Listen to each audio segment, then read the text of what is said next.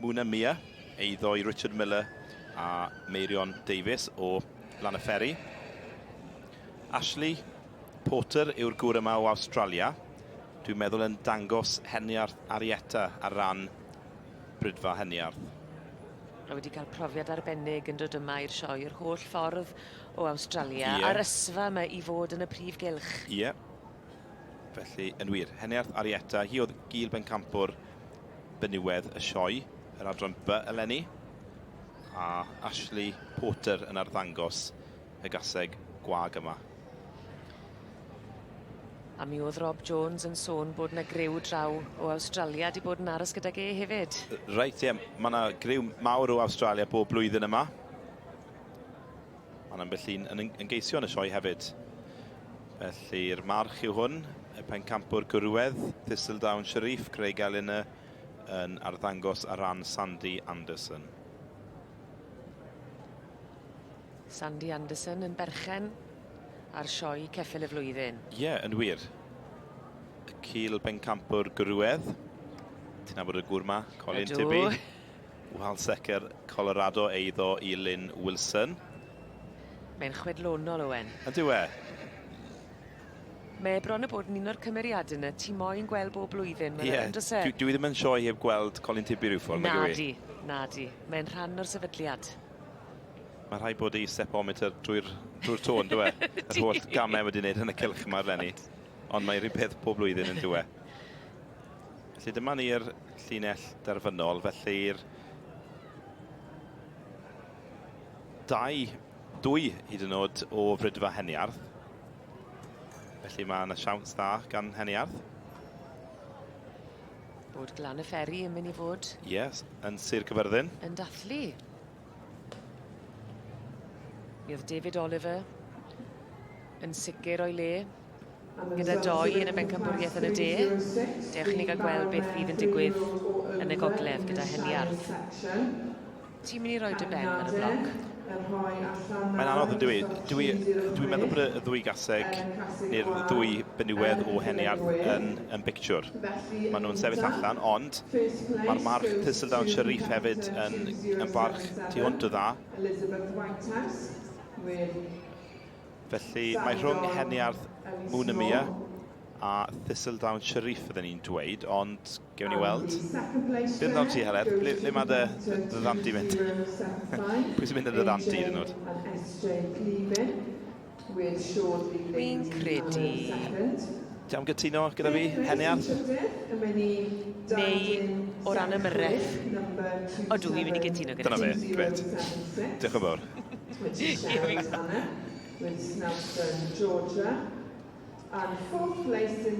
Fe Thistledown Arietta gyda Ashley Porter o Australia, Richard Miller gyda'r bencampwriaeth ifanc a'r bencampwr benywedd, Heniarth Muna Mia. Gewn ni wybod cyn bo hir. Wi'n mynd credu byddwn ni'n goffod aros yn rhy hir. Mae'r tensiwn yn codi, yn dwi e? Odi. Cyn bydd yr het yn dod i ffwrdd. Dyna ni. I Lan y Ferry. Bydd disgo heno. Fydd na barti a chanu yn Heniarth yn Lan y Ferry fel nes i sôn. Arbennig. Ar gil bencampwriaeth.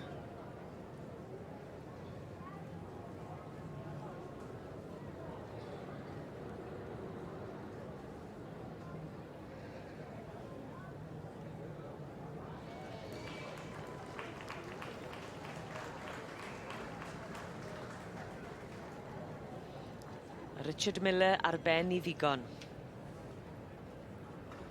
Heniarth Muna Mia yn mynd ar brif bencampwriaeth eleni gyda'r adran B ac yn mynd â chwpan parhaol coed coch yn ôl i Lan y Ferry.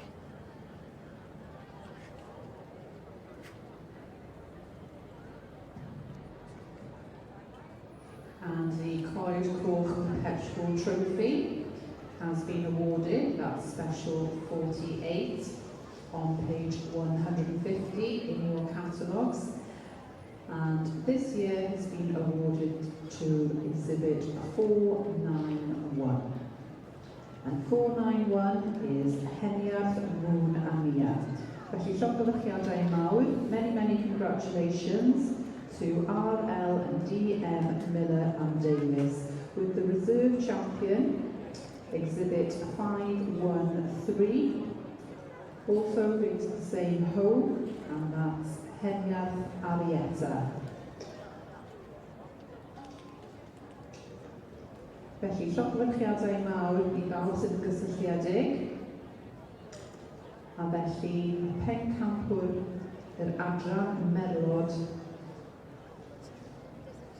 Cymreig yn mynd i 4-9 Heniarth Moon Amia.